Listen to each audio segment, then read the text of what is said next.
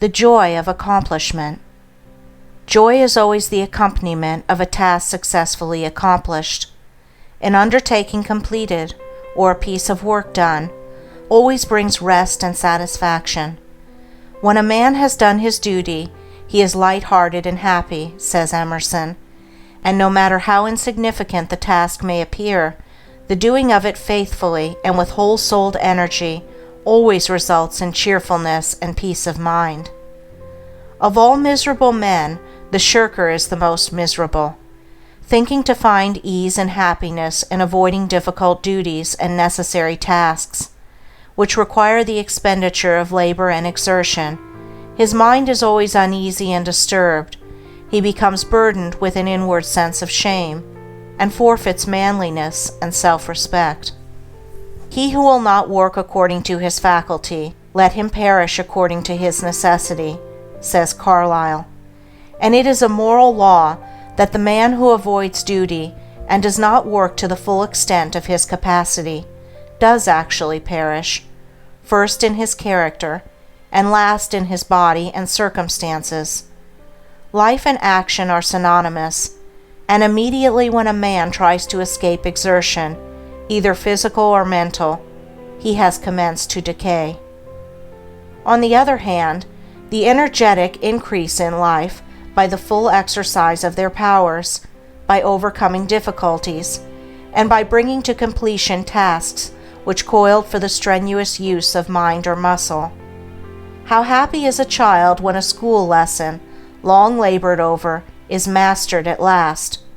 The athlete, who has trained his body through long months or years of discipline and strain, is richly blessed in his increased health and strength, and is met with the rejoicings of his friends when he carries home the prize from the field of contest. After many years of ungrudging toil, the heart of the scholar is gladdened with the advantages and powers which learning bestows.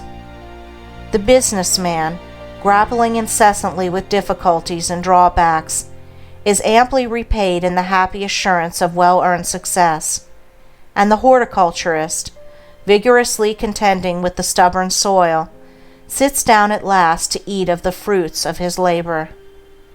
Every successful accomplishment, even in worldly things, is repaid with its own measure of joy, and in spiritual things, the joy which supervenes upon the perfection of purpose is sure, deep, and abiding.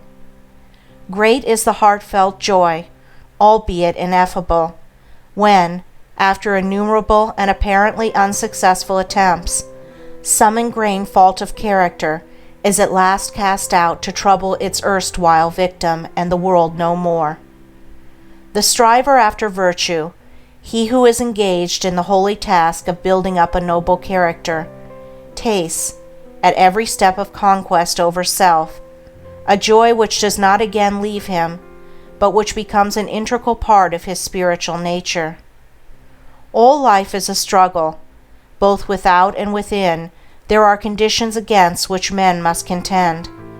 His very existence is a series of efforts and accomplishments, and his right to remain among men as a useful unit of humanity depends upon the measure of his capacity for wrestling successfully with the elements of nature without, or with, the enemies of virtue and truth within. It is demanded of man that he shall continue to strive after better things, after greater perfection, after higher and still higher achievements.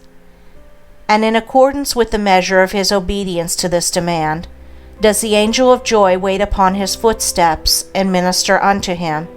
For he who is anxious to learn, eager to know, and who puts forth effort to accomplish, finds the joy which eternally sings at the heart of the universe. First in little things, then in greater, and then in greater still, man must strive, until at last he is prepared to make the supreme effort, and strive for the accomplishment of truth, succeeding in which he will realize the eternal joy. The price of life is effort. The acme of effort is accomplishment. The reward of accomplishment is joy. Blessed is the man who strives against his own selfishness. he will taste in its fullness the joy of accomplishment. End of chapter 10. Recording by Andrea Fiore. End of The Mastery of Destiny by James Allen.